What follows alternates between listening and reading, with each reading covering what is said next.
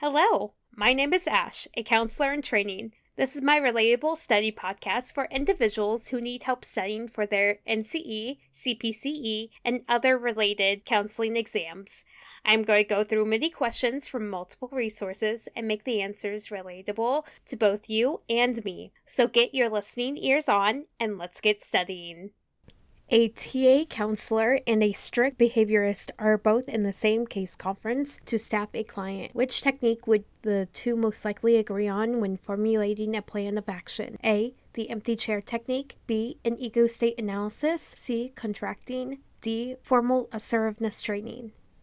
The answer is C, contracting. The TA counselor and the strict behaviorist would agree on formulating a plan of action through contracting. Contracting is a way to set the tone for future work together and to begin building the client's trust in the counseling process. With the counseling contract, it helps build rapport between the two different types of counselors and the client. They make it clear on what is offered, and it protects the counselor and the client within the agency. I would recommend doing some more research into contracting between TA counseling and behaviorist counseling and how it can benefit these two different counselors, as well as other types of counseling.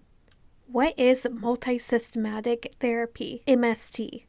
Multisystematic therapy, MST, is a family-focused program that is designed for adolescents with antisocial and delinquent behaviors. MST's primary goal is collaboration with the family to develop different kinds of strategies for dealing with the adolescent's behavioral problems. Services can be delivered in the family's natural environment rather than the office or clinic with frequent home visits.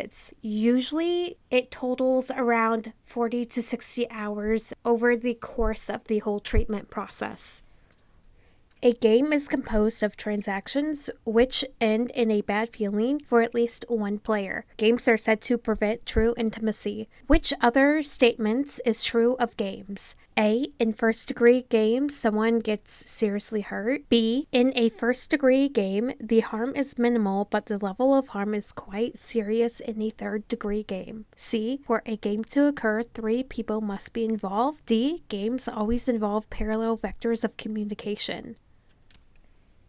The answer is B. In first-degree games, the harm is minimal, but the level of harm is quite serious in a third-degree game. For example, a first-degree game could be Uno, whereas a third-degree game could be Monopoly, depending on how you play it. I would recommend doing some more research into games within the counseling setting and observe how games affect people in various settings as well. Take your own experience as well when you are playing games with little harm and games with serious harm.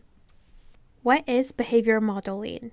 Behavior modeling is the manner in which a child bases their own behavior on the behavior of their parents, teachers, counselors, and other people. In other words, children will usually learn to identify acceptable behaviors by mimicking the behavior of these other people. Some children may have more difficulties with behavior modeling than others. Take the Bobo doll experiment and how individual children will mimic the behavior of an adult. That is the best example of behavior modeling.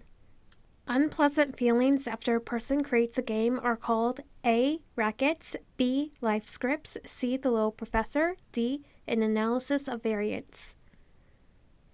The answer is A. Unpleasant feelings after a person creates a game are called rackets. The racket system is rooted in transactional analysis and is a framework for repetitive emotional patterns. Within these patterns, they are rooted in childhood experiences and can manifest as racket feelings in which emotions are masked or substituted for genuine feelings. That is all 5 questions. Thank you for listening. Keep calm and study on.